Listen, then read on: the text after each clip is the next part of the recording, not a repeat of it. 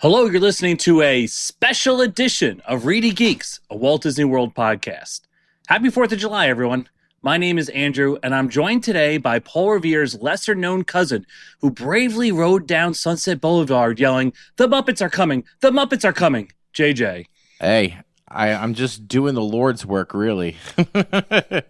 And the lead petitioner to change Florida's state motto to live IP free or die, Sean. That is a cause I will gladly ride at dawn for. If you have a title for my co-host here, please send in your ideas to ReedyGeeks@gmail.com. On today's episode, the Geeks celebrate America's 250th birthday by turning the spotlight onto the Ameircan adventure in Epcot.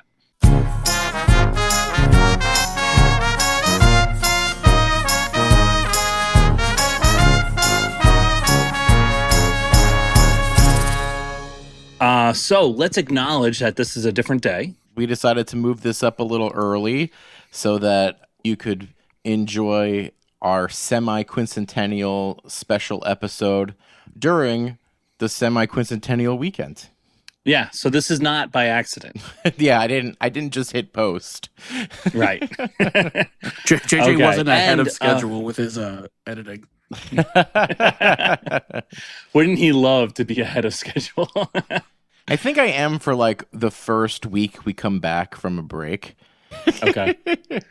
Which, Well, and- actually, that brings us to a different point.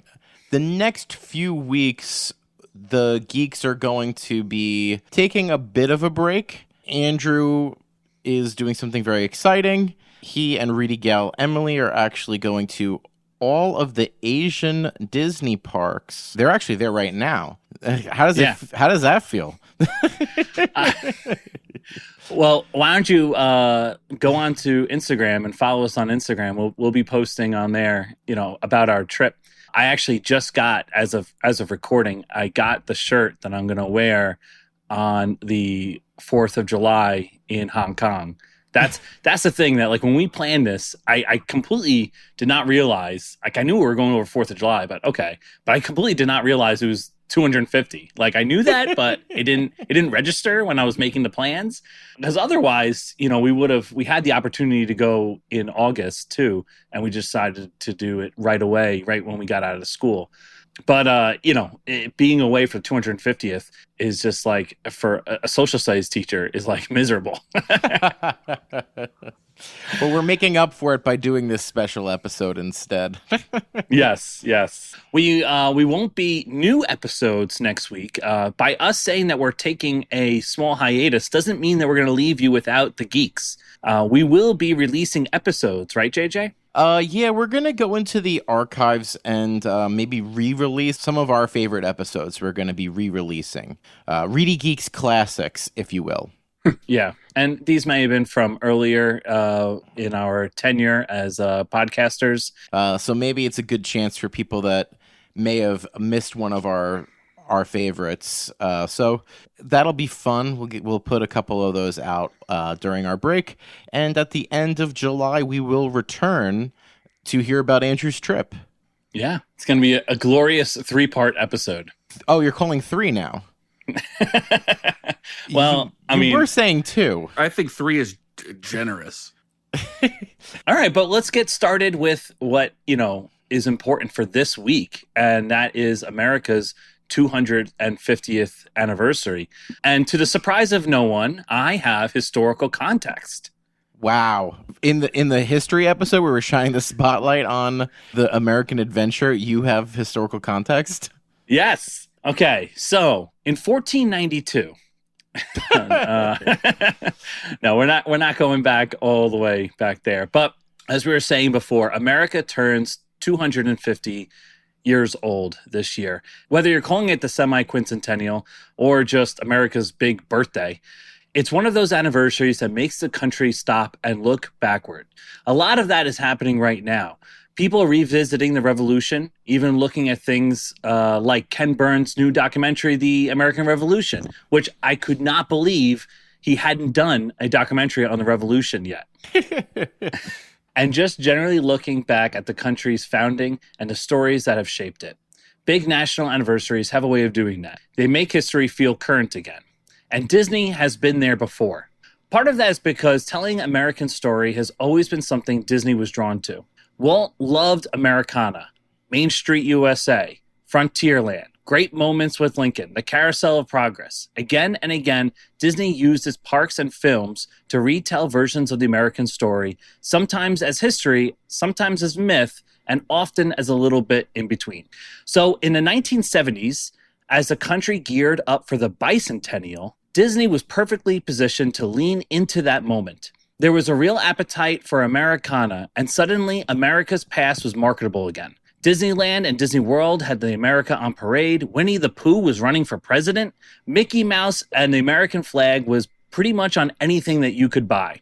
And at the same time, WED, Disney's Imagineering, was deep in development on Epcot's World Showcase, trying to figure out how America itself would be represented among the nations around the lagoon. So for this episode, in the middle of America's 250th birthday, we wanted to go back to that earlier moment. So for this episode, in the middle of America's 250th birthday year, we wanted to go back to that earlier moment when the bicentennial fever, renewed interest in the American story, and Disney's own fascination with Americana all collided. And look at the result, the American adventure. Wow. I hear Golden Dreams playing already. Yeah.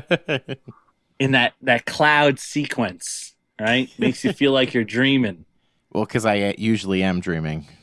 Yeah, I was going to say, dreaming is easy to do in the American adventure. That is for damn sure. I don't know, though. After doing some research on this, I think I'm going to look at it with, more renowned appeal. Oh, for sure. It's doing this and researching this has made me go, man, next time I'm in Epcot, I'm going to carve out the hour to go to this because I haven't been in 10 or 15 years. Yeah. Yeah, and it does have to be an hour because, it's a 30-minute show pretty much. Getting up there, sitting down, getting let out. Yeah, that's about a 15-minute cycle in, cycle out process. So that's 45 minutes. You got to time it to when it starts. It's easily an hour to commit. Yeah. You could have a sit-down meal in an hour, and you guys wouldn't do that.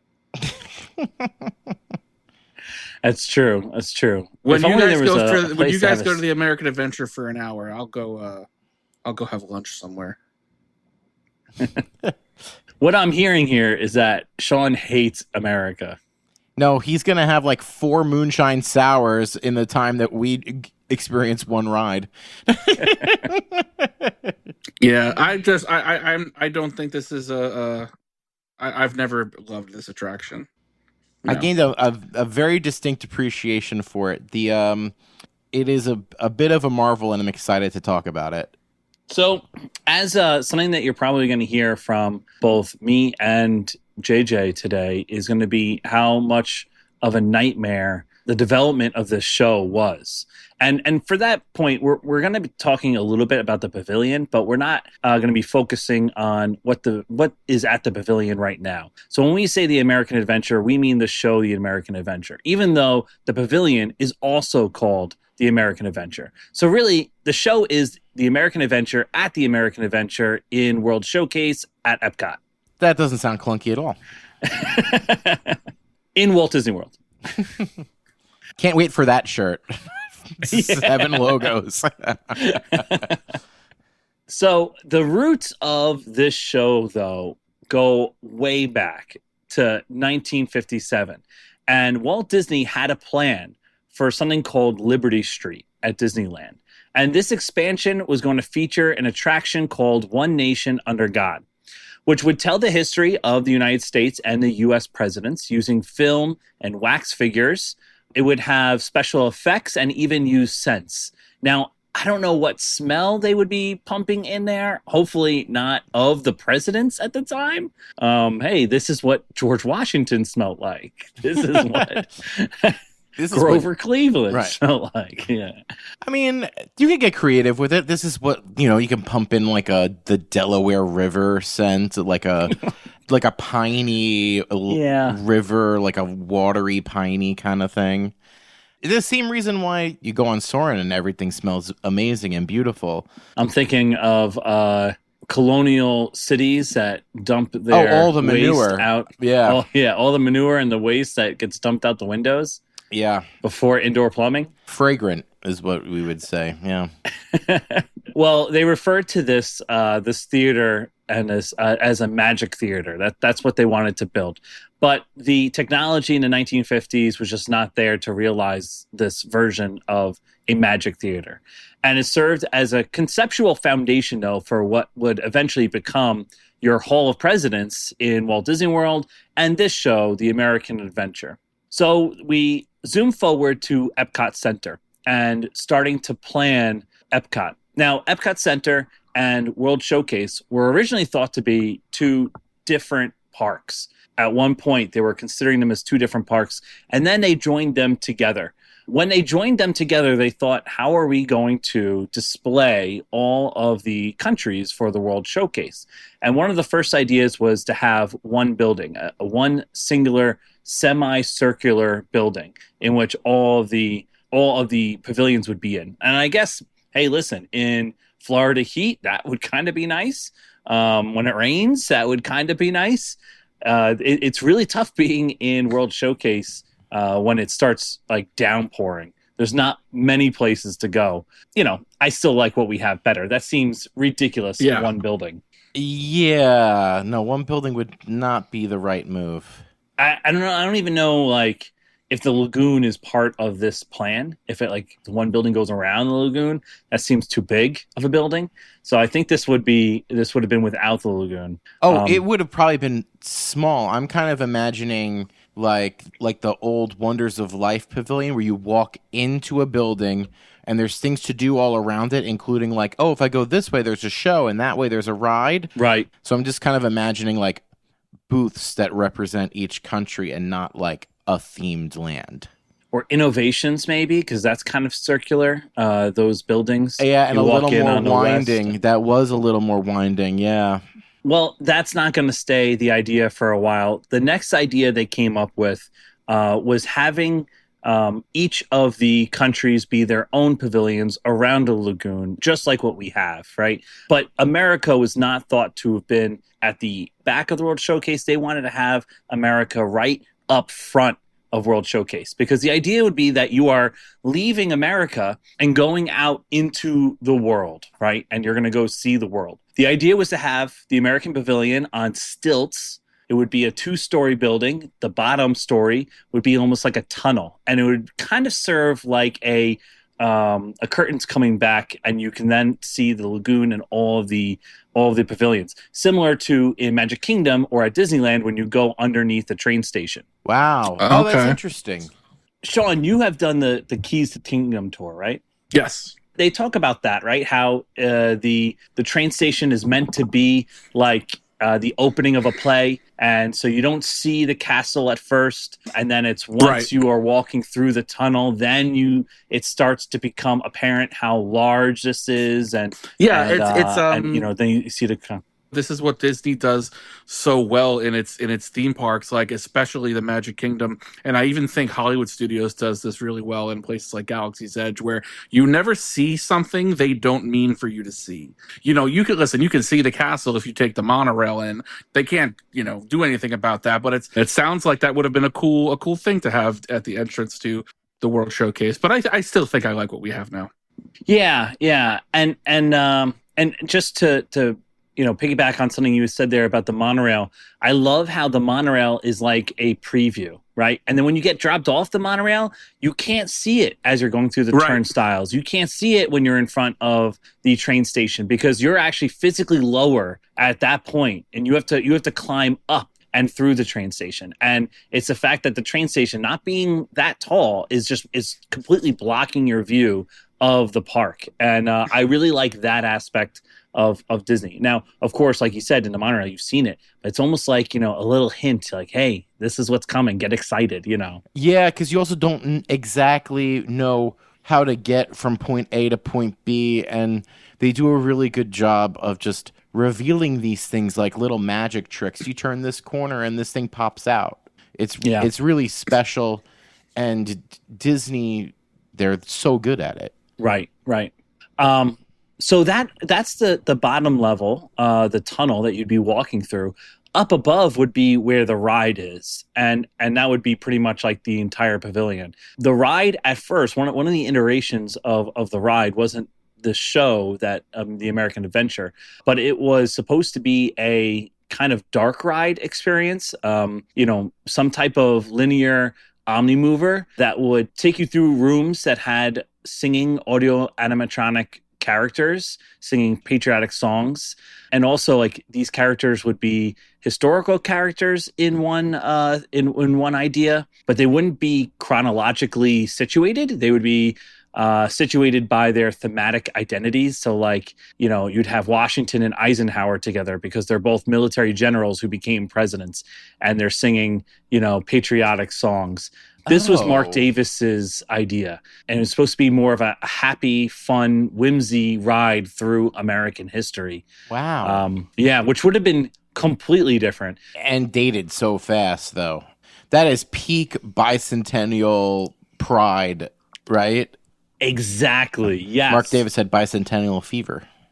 Yes, yeah. They decided to go in a different direction, mainly because they thought that this linear ride idea wouldn't be able to tell the story of America effectively. And I agree. There would be, no room for like the nuanced themes of American history, the parts where it could be looked at through different perspectives of whether positive or negative. And, there's no way you can really sell that in like 5 seconds of seeing this room and then you're through, Right. You can't really sit with it. And with the thesis of Epcot being edutainment, right? Like, Yes. I imagine that a whimsical ride that shows you historical figures is not educational enough. Yep. And there would also be other like American folklore in there, like Paul Bunyan would be a character. And then that's just kind of making, it is fun, but like you said, it's not edutainment. Like that's kind of making light of American history. Right. And don't give me folklore, don't give me fake things, But I guess don't tell that to Norway, which has their folklore in there. Not anymore. Well, their folklore though is way more historic. Like ours is like 100 years old. Like that's nothing. Right. That's like the guy who made up the story still. Like Yeah, right. Oh yeah, no, I know that story. My uncle made it up. Yeah. That culture of Nordic. of Norway, of Nordic countries, Yeah, is like more ingrained in their It's so much more of actual fabric of culture. like their culture than it's some mythology. silly stuff like Paul Bunyan is here. Yeah. Yeah, it's thousands of years old, not 100 years old. Right. So they decide not to go in this direction, and Mark Davis wasn't on the project too much longer after pitching this. Wow. But they also decide, though, that this is not the placement that they want to have the American Pavilion. One thing they were worried about is blocking the view of the lagoon as you're approaching World Showcase. And they wanted you to see the lagoon of World Showcase and maybe not have that peel back the curtain moment. Instead, they thought if they put America all the way in the back, then America looks like they are hosting this World Showcase of countries. Like they have their hands out, like stretched out, saying, "Welcome, everybody. Come and see, what we have to offer here." The lovely hug of capitalism. Yes. well, where are you when you're seeing this? One of the most capitalistic companies. Yeah. In the world, yeah. So they put it in the back of the pavilion to act as the host of the World Showcase. It also has the added effect of being your weenie. Yes. You could see the American Pavilion all the way back there, and you kind of like, ooh, I want to go check that out. Yeah, it's kind of funny because I went to I experienced going to the World Showcase with somebody for their for their first time. It's funny because when I was going with them before, we were talking about drinking around the world, and they were getting excited for it. And Andrew, what you said about the World Showcase kind of taking place in one building, when I asked them, like, what do you envision here? Because, like, they were like, I want to go into this, like, spoiler free. I don't want to know what I'm getting myself into. And I said, what are you envisioning when you think about the World Showcase and drinking around the world? And what they described was, I almost feel like I'm going to like a giant beer garden where like you can sit for the day and there's like food and drink from every country represented. And I went, okay, keep envisioning that. And this person is very into American history, and that's a big interest of theirs. And as we're walking through Epcot to go to the World Showcase, it's really perfect because you're walking down that kind of center lane there, and you see out and you see the lagoon. It starts to come into picture, and the American Adventure is the first thing you see. That big colonial building is really the first thing you see across the lagoon. And they were like, whoa, what is that? And I was like, well, that's America. And they were like, what are you talking about? I was like, what? And then very slowly the rest of World Showcase came into view, and they were like, whoa, like this is not what I imagined. But like it really does get that sense that, because the American Adventure, when you're walking to the World Showcase, is the first country you can really see before you come into that landing there, and you can see Mexico to the left and Canada to the right. But yeah, it does kind of feel like it's the welcoming, the host country of it, because it's the first one you see. And they do that purposely, too, because like that colonial building is only supposed to be or look like it's a 2-story building, but yet it is so prominent in the World Showcase when you're approaching the World Showcase. And that's because if you ever wondered, or if you ever noticed as you're walking through the World Showcase, there's a slight gradual incline as you get closer to the American Pavilion. So it is a bit higher than the rest of them, and that's how they're able to kind of trick you into noticing that first. So the placement is decided. Now, one thing I didn't mention before, which I thought was super interesting, they went out and asked all different types of people, like, what should the American Pavilion be, and asked for pitches from a lot of different people, because they were kind of lost on what they were doing here. One Hollywood director pitched them a concept of having the entire exterior building of the American Adventure to being the top third of the Statue of Liberty. So instead of a colonial house, it's just the Statue of Liberty, but only the top third, which I think would have kind of been cool. So creepy. But yeah, and ridiculous looking and just like clowny. You know what I mean? What director was this? Does it say? You know what? I don't want to dox him. No, please do. But it rhymes with... Who was it? Michael Bay? It rhymes with Schmielberg. I don't know who it was. Boys, watch your manners. Yeah, if you can't say something nice. Boys. One other thing I like about where it's placed now, too, and how it looks, because if it was a Statue of Liberty, I mean, that would be something that would just dominate over the rest of the World Showcase of like being, that's ridiculous, right? As much as you can see the American Pavilion, it's a weenie. It doesn't overshadow the rest of the pavilions. It looks like it kind of fits in and, situated all the way in the back there. And so you're not distracted by it as you're traveling around the world to reach it. Yeah, I would say that it does its job of making you want to go into the land. But if you see like Japan off in the distance, it doesn't feel like it's so much bigger than everything else.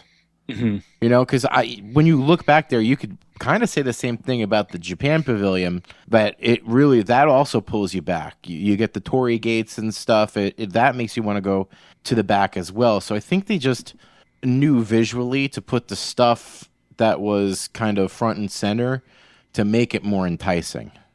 Right. Yeah. Right. So let's talk about the pavilion, like what it ended up being. And this, what we look at and see, is a colonial townhouse, like what you would have a town hall, right? And this is a classic English Georgian style. And as we were talking off camera today, Georgian, meaning like King George, because this is in the time of King George. So like if you hear Victorian houses, things like that, that's in a time of Queen Victoria, right? So that's just kind of like how they name things. But it takes elements from a lot of different, very historical buildings in our revolution. So like Independence Hall can be seen in the architecture, and Monticello, and Boston's Old State House, Colonial Williamsburg, all of that has elements in this building. And so it's an interesting choice to take because, I at first reading it, I was like, that's pretty cool, to mash all of those different elements. And if if you're like an expert on Boston's Old State House, you might be able to notice a couple pieces of the American Adventure that are based off of that. Yeah, and I think it does read that. You can definitely see in the obviously there's the bell tower that is so Independence Hall, right? Yeah. You can definitely see those elements. It really feels like if you told me this was some important other town hall that I didn't know, like if you told me this was Monticello, I've never been to Monticello, I would be like, oh yeah, that makes sense. Yeah. Because it's just so impeccably done and recreated, much like everything else, that they do. There are some critiques on this idea, though, that if it's not one thing, is it anything, right? Like the fact that you took so many things and mashed it together is kind of one of the critiques of like the Disneyfication of history, right? Where Disney changes history to satisfy whatever they want to say and display. Yeah, but this is more to place it as any historic town, not specifically Philadelphia, not specifically Boston. Mm-hmm. Mm-hmm. I just don't understand that if you picked one time, right? We're definitely doing colonial, like Revolutionary War, then why not pick a location? Because putting in there Monticello and the different architectures from all different states, the South, the North, the middle colonies, like I feel like just pick Boston or pick Philly and kind of be done with it, right? Like then you are literally in that city. But I guess like the American Adventure doesn't welcome you into a city, right? It is just the building. Right. Yeah. Everywhere else you explore into the pavilion. The American Adventure doesn't really do that. Yes, right, exactly. That's true. The America Pavilion, right? The pavilion is really just a couple stands and this building. And this building's massive. Yeah. Yeah, it's massive. Just to, according to Disney too, Imagineers used 110,000 bricks handmade from Georgian clay, which I didn't even know was Georgian clay. And then they colored and aged them. The roof is made of actual slate tile, and the floors consist of marble and copper. So there was, significant effort put into this. Again, though, some critics claim that, the interior should probably be wood. But I mean, what are you going to do? This is Florida, and it needs to have hurricane codes, and come on. It's also got to be durable enough to withstand 50 million tourists a year. Right. Exactly. I had said before that the building is supposed to be a 2-story building, but the building, as we're going to hear about with JJ's portion of this, has to be a lot bigger. There's reason for why the building has to be a lot bigger. So how to make a 5-story building, that's how tall it is, actually look like a 2-story building. And they reversed a trick that they usually do on their main streets and with their castles. Instead of having forced perspective where you look up and something that's smaller looks bigger and further away, they actually reversed it and had it look smaller. And did I get that right? I'm sorry. Right. Yes. Yeah, they reverse it to make it look less big and imposing. So, right. The original forced perspective, though, makes it look bigger and further away. Right. Well, that's one of the ways you can make something look bigger is if you make something that's small look far away. You think, oh, there's this really big thing far away. Right. And they do this on Main Street really in a really interesting fashion. So your first floor, what we're closest to, is a normal ceiling height and normal whatever. But if you look up to the next floor, it's slightly smaller. And then they put a third story on top of that and make it even smaller. So what that effectively is doing is turning a 2-story building into a 3-story building, and your eyes just believe it. Yes. So this is the opposite. So they're taking a Right. 5-story building and they're putting, instead of putting smaller windows and making smaller floors, they're doing the reverse.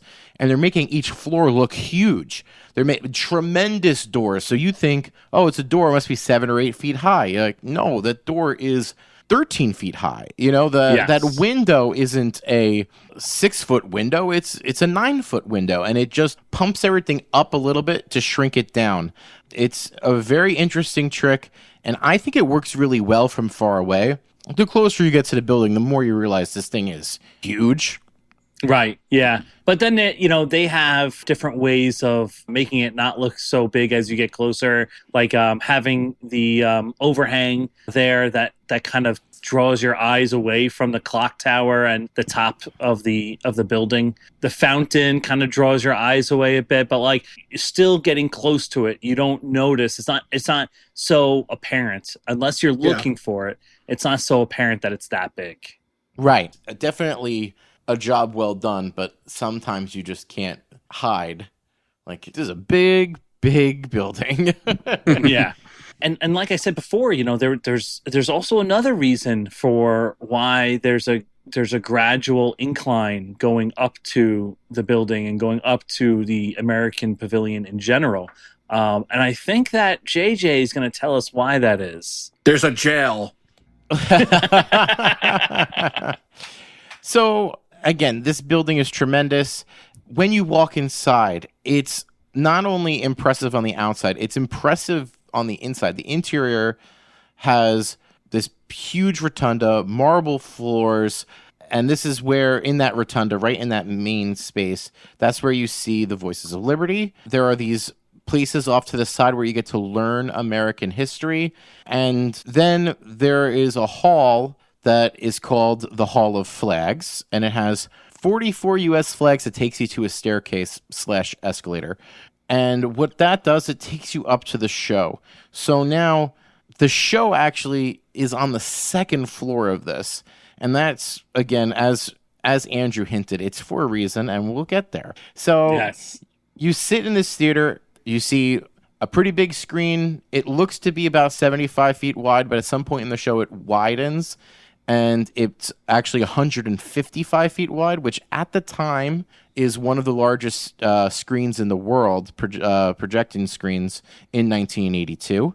The theater holds 1,024 people, and at a turnover rate of about 45 minutes, it handles about 1,500 guests an hour. So for a show like this, that's pretty good guest flow because it's a show, so it doesn't have the same demand as the Haunted Mansion where you want 3,000 guests an hour. Right. So this show was extremely ambitious. And Imagineers consider what we watch when you see the show to be a live play that stars animatronics and that it's a first of its kind. However, I kind of have a beef to pick about this because animatronics have been in shows since the Tiki Room, right? So like the Tiki Room, Carousel of Progress, Hall of Presidents, these things all already existed for over a decade. But I do, when you learn about what this show is, you kind of understand that they wanted so badly to create a new category for it. It's insanely ambitious because not only does it have a screen to watch, there is this element, makes it become a three-dimensional show where animatronics come in and out of your view in a very interesting way that kind of almost makes it feel like you watch a movie and then something comes to life in front of you. So, and JJ, that's what I was going to say is like the biggest difference between the Tiki Room and the Carousel of Progress. It's like other than at the times when literally the floor spins, right, and you see the next scene on the stage, right? So it might be Uncle Orville in his thing, and then it spins. Other than that, though, the animatronics are just so stationary, and the only time, like, you could see them waiting for their time, and then all of a sudden a spotlight goes on them, and then they talk, right? Like, Right. the theater aspect of it is so different. Right, because you're sitting in a theater and then the scenes come out at you like a play does, as opposed to you're sitting in this space and then it comes to life, or in the Carousel of Progress, you physically move to the next scene, as opposed to having the scene show up in front of you, which is what this attempted to do. It's almost the reverse of the Carousel of Progress, where you're stationary and the characters are the thing that's moving. Man, they're trying to reverse everything. Yes. When the show starts, there are 2 hosts, and for 1982, extremely advanced animatronics. This is the first time that they're able to use computer programming for animatronics, and they kind of go crazy, and they make everything do so many different advanced movements because they finally can. It's not painful to be like hooked up to this machine and have to recreate very specific movements. I don't know if anyone has seen those videos of people hooked up to like full-on exoskeletons, but that is a thing that they used to do to make animatronics. They don't have to do that anymore, so they're really excited. So there's 2 hosts of the show, but there was supposed to be 3. And there was a reason for it, though. They, when they're deciding on, who should host this show? We're going to retell American history. Who should we pick? And the first person that came to mind for everybody was Ben Franklin. He was someone who was quite famous. He was seen as someone who was smart, but also not hyper political like a president may have been, and also someone that was a bit humorous for his era. He was a well-liked person, kind of charming sort of guy. So smart, charming, distinctly American. So they're looking for people that fit these categories. Yeah.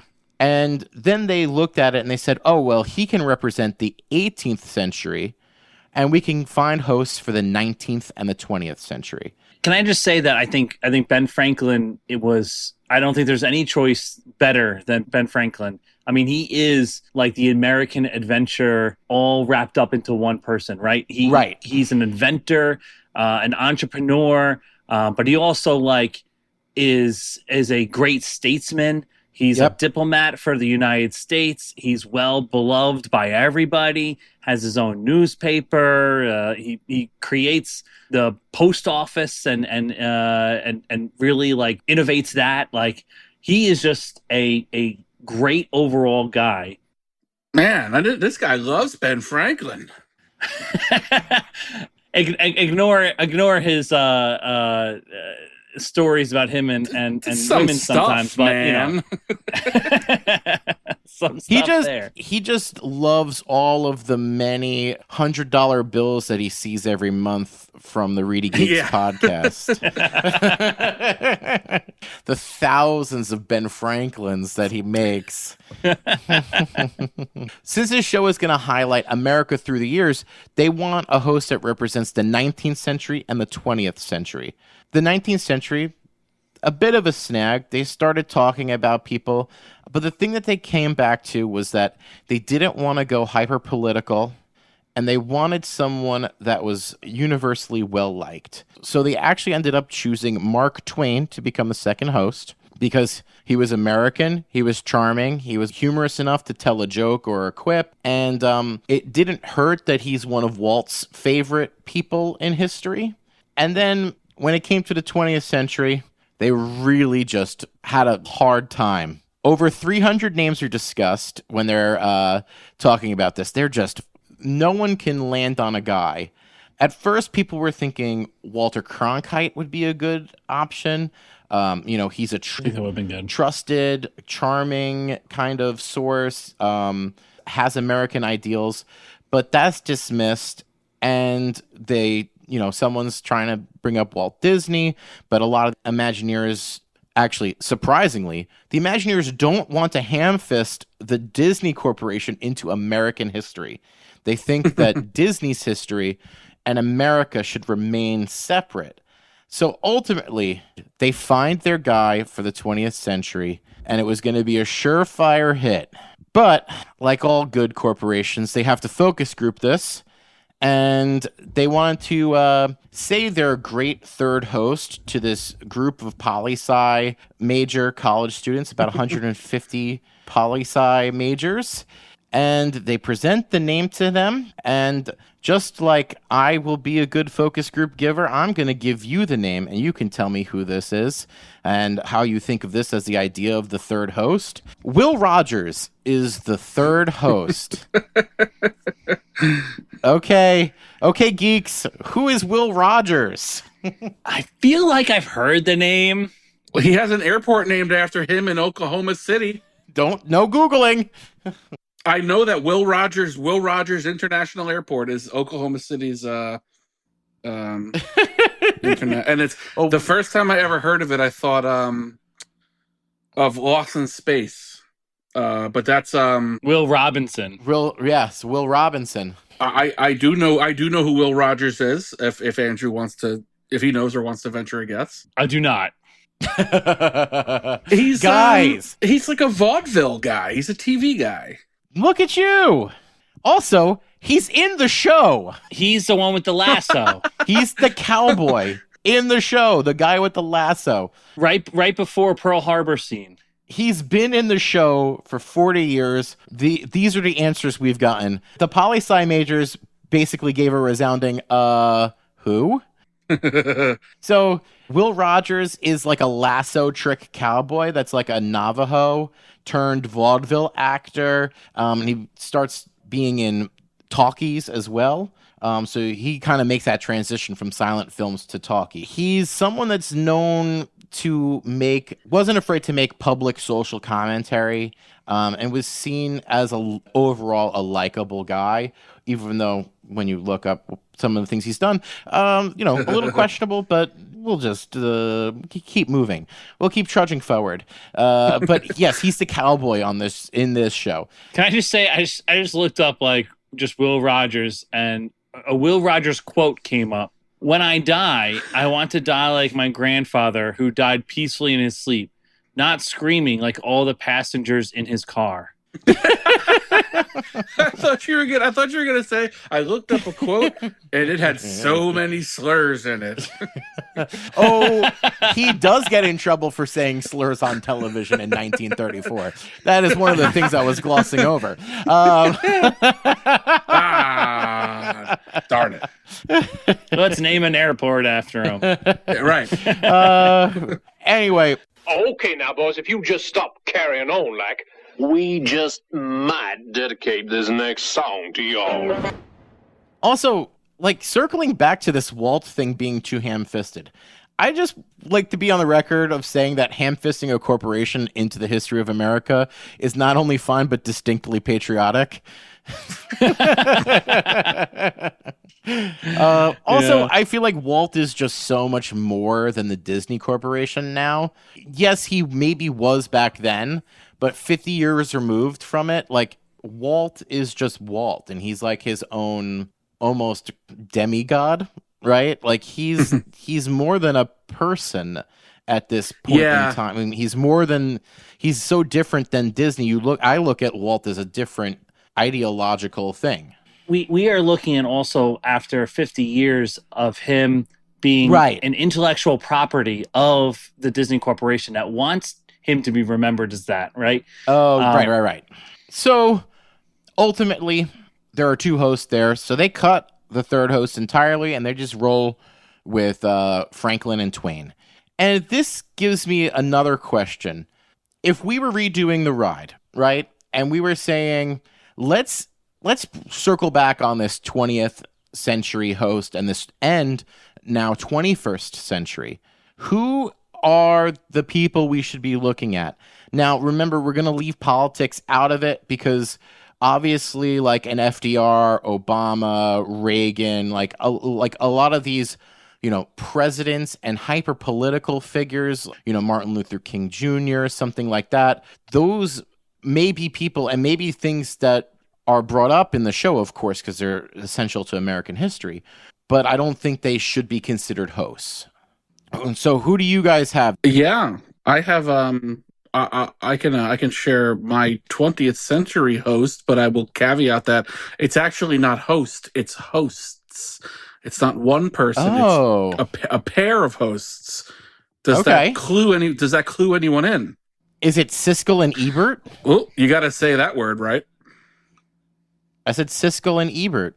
Is it Hall and Oates?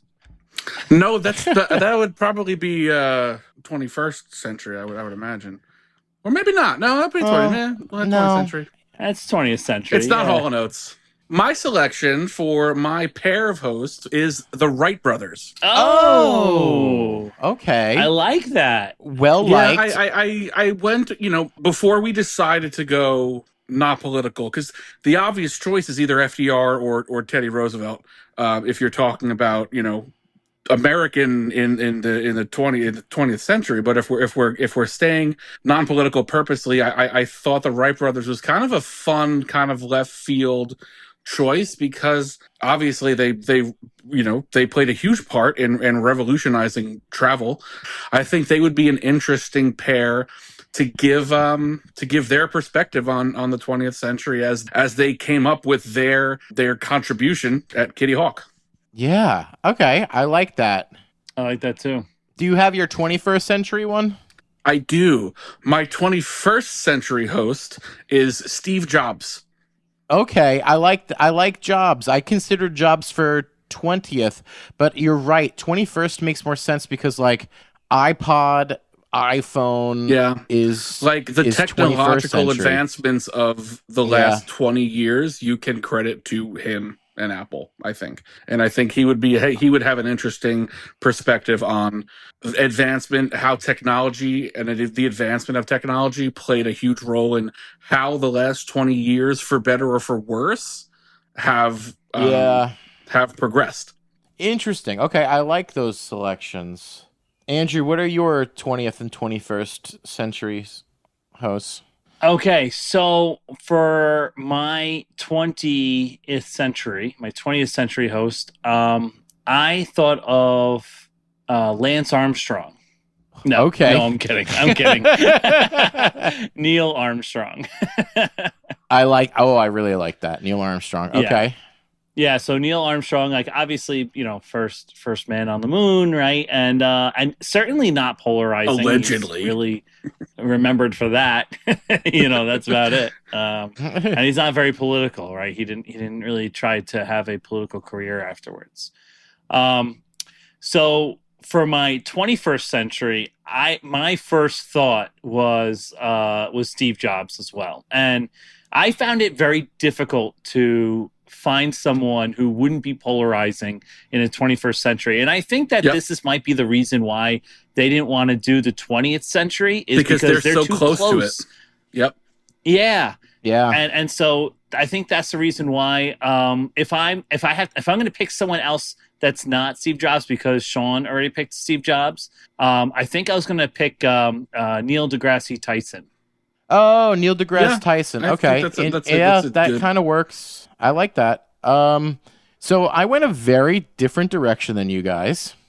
Oh, you went more artistic, didn't you? I really, for the 20th century, I almost picked Bob Dylan. But I decided on a different type of artistry, and maybe to my own detriment, but I also wanted to stay away from it hearing the backlash of 4 white men on the stage hosting this. Okay, interesting. Yep. So my 20th century is Maya Angelou. Okay, great. Yes. Because Maya Angelou is so serious, I went for someone silly or someone less serious, but highlighting a media that really isn't touched in one of these hosts, and is someone that's Mr. Beast, that's known as being a host, of course. Duh. No, I actually went with Conan O'Brien. Oh, I love that. Yeah, that's because he's so he's like a kind of a left field, but he's so wild, and so it would add a new layer to that. And plus, I just feel like there would be some sort of humor with Ben Franklin having no idea why this redheaded string bean is like so bizarre and silly. And he's like, "You went to Harvard? Like, does that mean something different now?" And he's like, "Nope." Nope, it means exactly what you think it means. That would be so funny. Yeah. I think Conan O'Brien would find a friend in Ben Franklin. That's right. Yep. Yeah. And then my other idea was that you just replace both the 20th and 21st century host with one host and just have it be Tom Hanks. Because you can't get someone more likable and down the middle than Tom Hanks. Yeah. And again, a different type of artistry, right? Like actor, like that's not really represented. And you also can't spell thanks without T. Hanks. You know.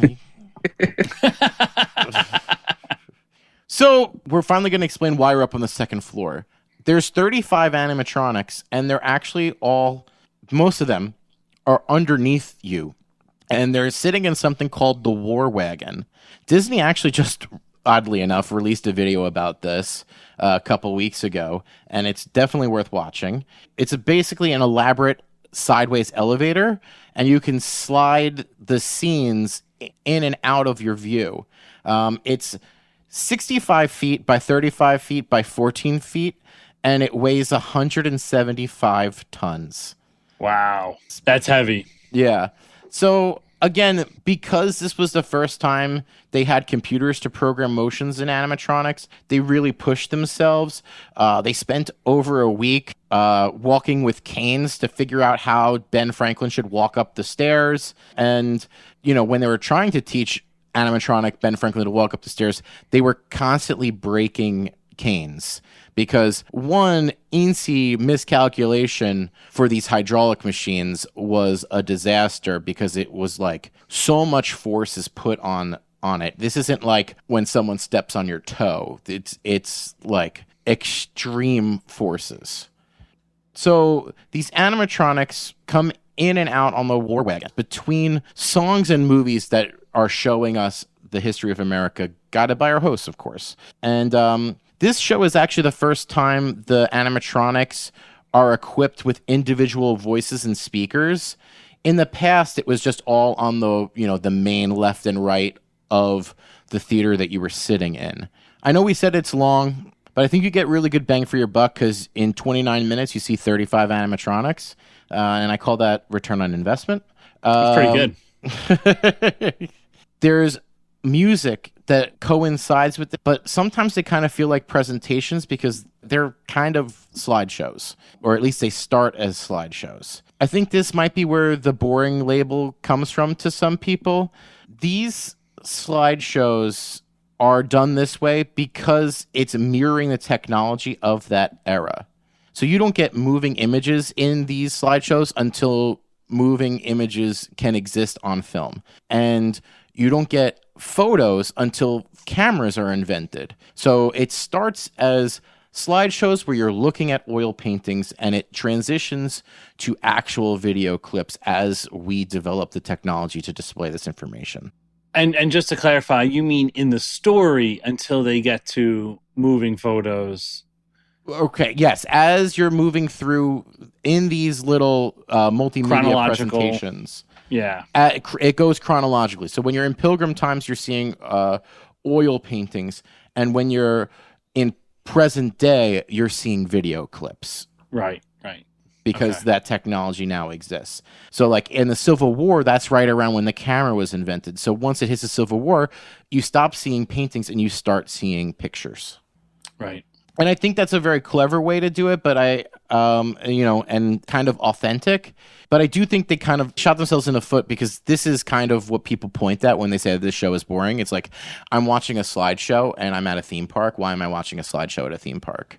Yeah. Yeah. But it's also with music and an overlay, and I don't know. And there's a story being woven between it with all these great animatronics. I see both sides of the fence here. I lean more towards you, Andrew, except that I do skip it a lot. So how much do I really like it if I skip it? It's just such a time commitment. Yeah. I wonder what the popularity level is amongst foreign guests and foreign visitors. Oh, yeah, That's I don't know. That's a good question. If you're a foreign listener, please ReedyGeeks@gmail.com. If you've made it this far into the Semiquincentennial special. Yeah, right. I'm sure they're watching it. They're going to watch it.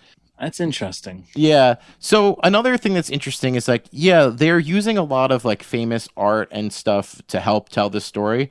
But when they don't have a reference point, the Imagineers are making it themselves. So they created tons of artwork and spent like hundreds of hours making everything that we watch, like these oil paintings. Like they're making these oil paintings. They're taking pictures when they don't have pictures.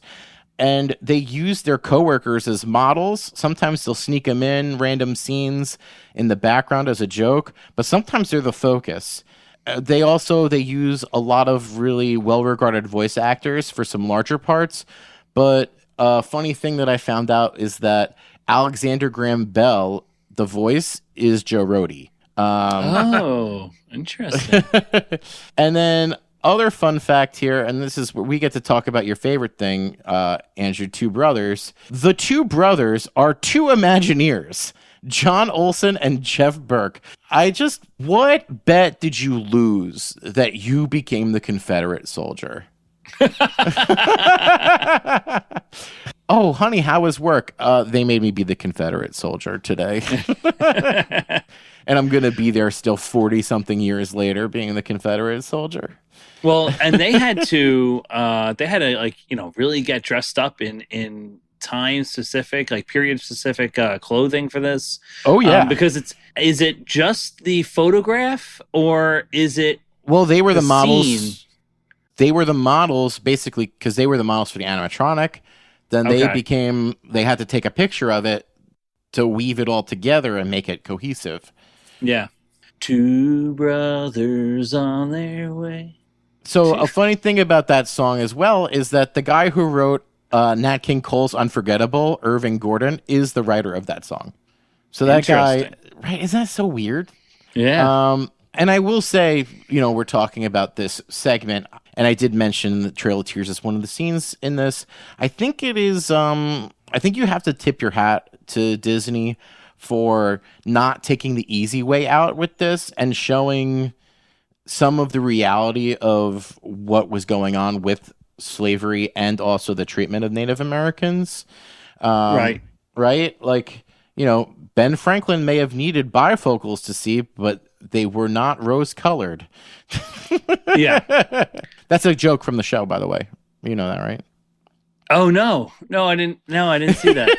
Oh, I didn't realize. They also have Chief Joseph on there too. Yes, he's one of the animatronics. Yep, he's one of the animatronics, and giving his famous speech of fighting no more, and like that's just not something that you could have portrayed in a linear, ride that's just that's on an Omni mover. It's just, I don't know. It would have seemed gimmicky. It would have seemed like not serious. Right. And I think that's why this show is, for the time especially, it does do a pretty good like whole story of what's happened up until World War II. Yeah. And I mean, hey, listen, they're not gonna really go deep into like they don't tell you why the Nez Perce are running, right? They don't tell you why Chief Joseph is finally giving up. They just show you that moment, and it kind of like asks you to go and do your own research into that. Yeah, but I also think that they know that it's implied that like, hey, we're not afraid to go here and say this is all part of our history. Like this is all. You grow from this thing, and that's how you get to where we are, right? Right. So this method of like watching a little movie, hearing a song, getting animatronic, it culminates in a montage from basically this Rosie the Riveter scene, and it basically very quickly takes you all the way back up to 1982, and it shows you little clips in a montage of all of our advancements since then. Under the song Golden Dreams, which is a very cheesy, over-the-top, theatrical type of song. After that montage, The war wagon does its thing, and Franklin and Twain rise up on a replica of Lady Liberty's torch. They express pride in America's progress, and then the single hardest thing they did in this whole thing happens. This is the moment Franklin and Twain, two animatronics, shake hands. Yeah. They shake hands. For one moment. And this was by far the hardest thing they had to do in this entire show.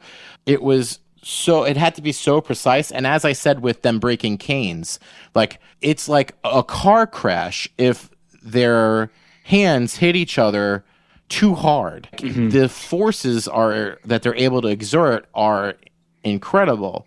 And during Retro Magic Weekend that me and Andrew went to, we actually heard a panel with Chris Runko and Kim Murphy.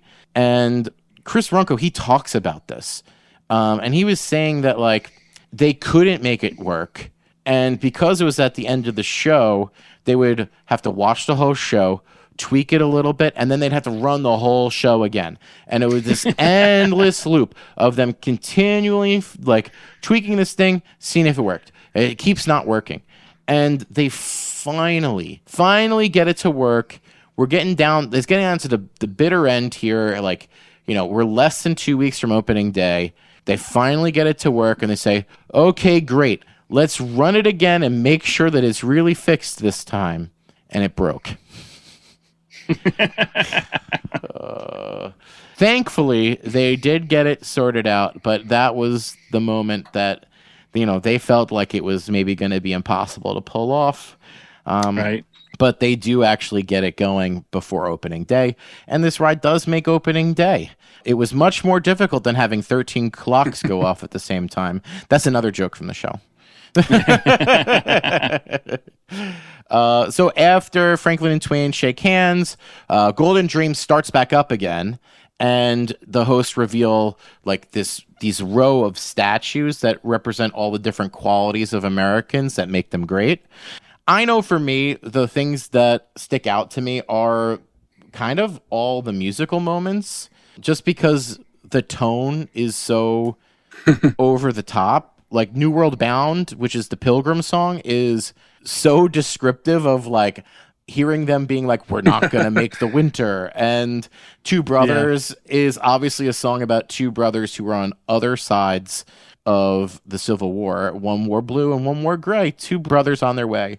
And one didn't come home, JJ. Right. It's heart-wrenching. Yeah. And there's a scene where they're like, I'm okay as long as my two sons are here. And you're like, oh, God. Oh, you're like, oh, God. I know how this is going to end. But also the animatronics are still very impressive, even to this day. It doesn't remain fully how it was in 1982, right, Sean? No, so as an opening day attraction, it stays in this form, this iteration that is introduced with the park until about 1993, when it gets probably its largest update to date. And in 1993, they basically completely rebuilt the animatronics of the ride, the audio animatronics. They updated most of the characters. They updated a lot of the movements, a lot of the way they speak, some of the recordings. The show itself was not changed. There was some improved lighting and controls. It basically got a facelift.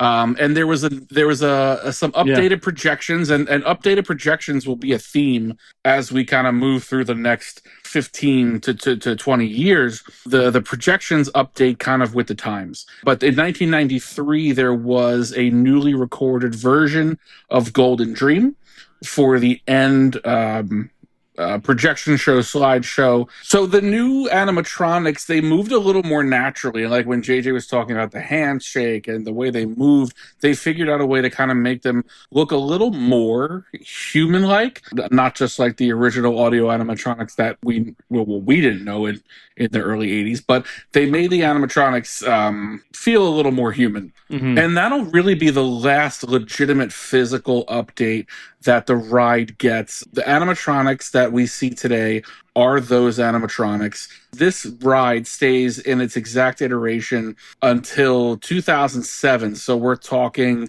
for about 15 years. They wanted to update it a little bit after 9/11, but they didn't want to knee jerk update it, immediately. So in 2007, the only update that was done then was to the final Golden Dream presentation, and it showed rescue workers after 9/11. It showed some more contemporary American achievements in architecture and design and milestones and American history in the last 15 years. It adds about a minute or so to the final sequence. Nothing too crazy. You've already been there how long? And then in 2018, it gets its most recent update. So we're talking, 8 years ago. And again, we're refreshing the Golden Dream montage, and we're adding in a lot more recent cultural icons, political icons. We have the Obamas. They have Mark Zuckerberg in there, Michael Phelps and Simone Biles. And then the theme song was also rearranged with a little bit of a new melody, so a little bit of a music update in 2018. But 1993 really saw the biggest update to the audio animatronics, and then everything after that was kind of just updating it to stay relevant. And I give that at least a little bit of credit. Mm-hmm. You got to imagine in the next couple of years there might be another update coming. Who knows? But yeah, most of this ride stays 90% its original form, aside from the new audio animatronics, with just some minor updates to the way the show ends. It is mostly the same attraction. Wow. Yeah. I would say that this is kind of a show that I think there are very important moments in American history that are just 3-second clips in this Golden Dreams montage now. And I don't know if I need, not to keep harping on Will Rogers. I don't think we need Will Rogers, but I would like maybe animatronics of something else, extend the story to include more of America's history in that same method of video animatronic, and maybe eliminate some of these other scenes. The more I'm looking at this, I'm going, man, they should have just done what they wanted to do with what they're doing with Carousel of Progress. They should have just put that here. Put the moon landing scene here. Put whatever. Do something like that to help move this story to tell a more complete America history. I think that's difficult, though, and it's kind of the same problem that social studies teachers have every year. Is that as time goes on, you have the same amount of time, right? You have the same amount of months in the school year, but yet history just keeps on growing. And what ends up happening is that you end up cutting, your most recent history. But it's well, what else am I going to cut in the past? And yes, okay, that Will Rogers, obviously, it was just because they worked so hard on that lasso trick that they were we're going to put that in there. This isn't going anywhere. But we had the model. He was going to be the host. But other than that one part, you're not you can't get rid of Chief Joseph. You can't get rid of the Great Depression. You don't want to get rid of things and then have people say that you're trying to wash American history of its problem. I tend to agree with that. That you don't want people to think you're intentionally getting rid of periods of history, intentionally omitting things that you just don't want to teach about. I think Disney walks a very fine line with taking any kind of a stance on anything.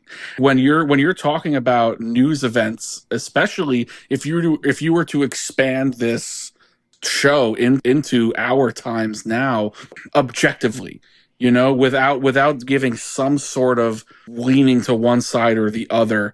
So I think that's almost like if we don't open that door, we don't have to deal with it. Let's just keep that box closed, and we don't have to touch it. The montage is a good area too, because you can put things that are troubling or things that you have Richard Nixon on there, right? And he's doing his peace signs, is that when he is like walking up the thing, like is that his exit speech or is yes. it? Yeah, okay. I think it's his exit. Yeah. Yeah. I mean, and then like that's not a great moment in our country's history, and yet they still put it in a way that was like, oh, Richard Nixon. Yeah. Cool. You're showing it, you're giving no stance, you're giving no That's true. position on it.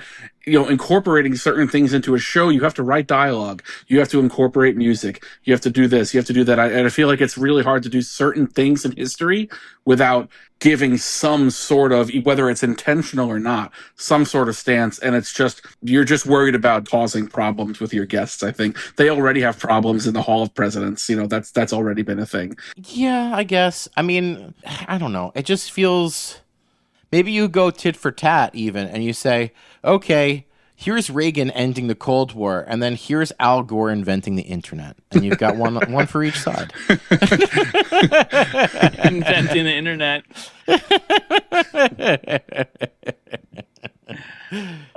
Yeah, I mean, listen, I'm just glad that I don't have to decide. Right. Oh, these course. are decisions Right. we don't have to make. I'm glad that I'm not in that room.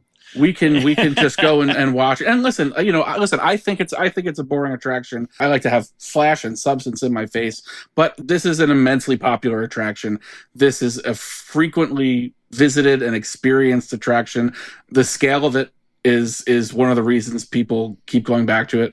I don't want to say it feels very Disney, but it feels very Epcot with what they set out to do in that park. So I know JJ loves an animatronic. The quality of the audio animatronics is praised. It's one of the most probably impressive productions on property. So it makes a lot of sense as to why people love it. If it wasn't doing well, it would not exist anymore. I believe that. Oh, absolutely, because that's a huge space. Yeah. Two floors, prime location. If people didn't like it, it would be gone. Right. Yeah. Yeah. Yeah, so that is that all you got, Sean? That's the American Adventure. Wow. An hour and 45 minutes of record time for the American Adventure. Yes, it's a glorious 3-hour finale. You got a minute and a half. In the spirit of truly making this a glorious 3-hour finale, do we have time for a patriotic spin on a geek favorite segment? If we say no, it's unpatriotic. I think we do. It would be distinctly unpatriotic. So this is Mount RushMOUSE, and I wanted to see what you guys had in terms of what is your Mount RushMOUSE of the most patriotic things at Walt Disney World. Ooh. Andrew, what do you have? Okay, so I went with the first thing I'm going to have on my Mount RushMOUSE is the Hall of Presidents. The whole hall. The whole hall, yeah. And to me, I feel like there's nothing more patriotic than the Hall of Presidents. And even though we just spent an entire episode talking about the American Adventure, the Hall of Presidents doesn't really focus on American history per se, but the history of the presidency. And, Walt Disney loved the presidency and thought that, it's a great representation for American values and ideals and America in general. But I like the in different aspects. First of all, seeing all of the presidents out there in animatronic form is very impressive. I mean, that's kind of like when you go into the Star Cruiser and you see all of the stormtroopers. I mean, I'm not comparing our presidents to stormtroopers, but it's just very impressive. It is a wall, and how they all move a bit, and it is a wall of robots that move. Yeah, okay. And although I don't think they do the speech anymore, I don't know if Donald Trump's animatronic does a speech this time, but he did do the speech in his first administration. Biden did not do a speech, but either way, the speeches have been very good. And I like, whether you're a Republican or a Democrat, they make the speeches just very patriotic, very American, and it doesn't take a political tone to it. It just talks about the American, like the American dream, what it means to be an American. And so I think that's very patriotic. Yeah, I remember really liking both Obama and George W. Bush's. Yep. And one cool thing too is like before you see the show, there's a lot of details and artifacts outside in the lobby area that it almost makes it like a mini museum to the presidencies. And one cool aspect I really like is on the carpet. There's the Great Seal of the United States. It's the President's Seal. And Disney actually had to lobby Congress and petition Congress to allow them special authorization to display the seal at that public space, because you're not allowed to display it outside of Washington, D.C. It's only supposed to be displayed for the president. It's very cool that, to see that Disney was allowed to do that. It kind of is like being blessed by Congress that this is an official seal. Right. It's just kind of, it's a very cool place to go around. And a lot of presidents have donated things to this hall as well. So the hall does have some cool stuff in it. The that first room, the waiting area. Yeah. Right. Okay, so that's number one. My number two is the flag retreat. And I think this is going to be on other people's list as well. But the flag retreat happens every day at 5 p.m. And this is when, by flag code, you would be bringing down the American flag, retreating the American flag. And what you have is the Dapper Dans with the Main Street Philharmonic will go out into where the flag is on Main Street. Trumpet fanfare will signal the retreat. And then the crowd is led into reciting the Pledge of Allegiance. The American flag is slowly lowered while the band plays the Star-Spangled Banner. And then the flag is removed by the Main Street security color guards and the veteran of the day. So the Main Street security color guards are security members that work in Magic Kingdom, but are all veterans themselves. Wow. And the color guard then fold the flag properly and present it to the veteran of the day. And then they proceed by marching down Main Street towards the castle. Wow. I mean, again, it's hard. It's so hard to say that anything could be more patriotic than that. Yeah. And that are doing that ceremony. So it's a really cool thing, pretty cool to see. If you want to see it from home, Ron on the Go, 5 p.m. is usually there in the Magic Kingdom, and and he records it a lot. So number 3 on my list is America on Parade, and this was a parade that Disney had on both the West Coast and the East Coast for the bicentennial in 1976. It lasted a little bit longer beyond 76, as most things that Disney does, that's for the year only. It's a very generous year. This was a pretty cool parade that was all patriotic, and the whole parade was geared towards patriotism. And then number 4 is Sam Eagle, our patriotic Muppet. Mm-hmm. I mean, that is just no explanation needed. He's that guy. Yes. My Mount RushMOUSE, I'll start with, because I do have some duplicates to you. I'll just start and get those out of the way. I also have Sam Eagle. He's the epitome of a patriot. I also have the flag retreat. You're hard pressed to find something that other places are doing quite to that level of respect. And then I'm going to start to have some fun. My next choice is the Hoop-Dee-Doo musical review. I think it's a really nice look at that vaudeville era and Americana, and it also is in very American fashion. All you can eat, very American foods, and all you can drink. Ribs. Ribs and fried chicken. You can't get more American than that. It's quintessential America. It's a great microcosm of our country. And then the last one, and it's my silliest one, and it's Uncle Orville in his bathtub with his little Uncle Sam hat and his, showering up for the for his inevitable appearance as Uncle Sam. I think he is just completely underappreciated. He's an underdog. That's an American ideal. He is a creator. He invents air cooling. Does he? So, yeah, he calls it air cooling. It'll never work. Or it'll never catch on or whatever. He should be reading the Help Wanted ads. Good old John Progress. That is an American concept of this guy that people have counted out, but he's got this really great idea. I like that, and I think that is an American ideal. Great. I like Orville. Those are good. I also have a couple duplicates. So I also have Sam Eagle. Yep. I also have the Magic Kingdom flag retreat.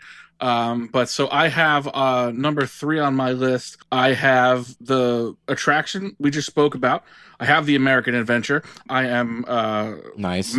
I am man enough to say, even though I think it's boring, I think it's extremely patriotic and extremely American.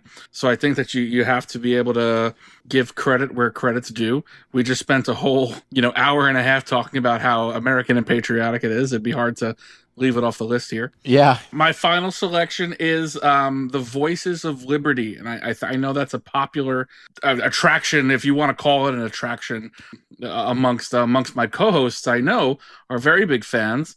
But the Voices of Liberty are basically the welcome to the American Adventure. Yeah, it really is an incredible show, and that rotunda, they sound so good in the rotunda because you've got that perfect reverb. It's amazing.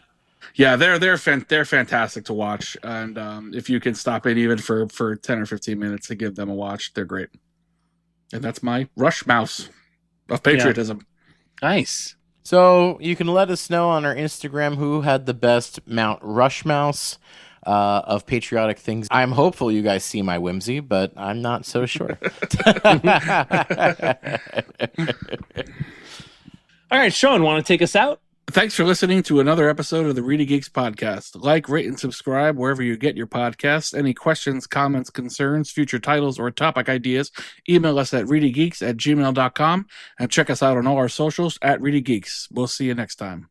Did we mention Ben Franklin walking up the stairs? This week's Honest Send-Off comes courtesy of the Geeks. If you have an honest send-off that you want played at the end of one of our episodes, please submit an audio clip to us via our email address, ReedyGeeks@gmail.com. ReedyGeeks, a Walt Disney World podcast, is hosted and executive produced by Andrew Shopey, Sean Murphy, and JJ Hefner. Music and audio engineering by JJ Hefner.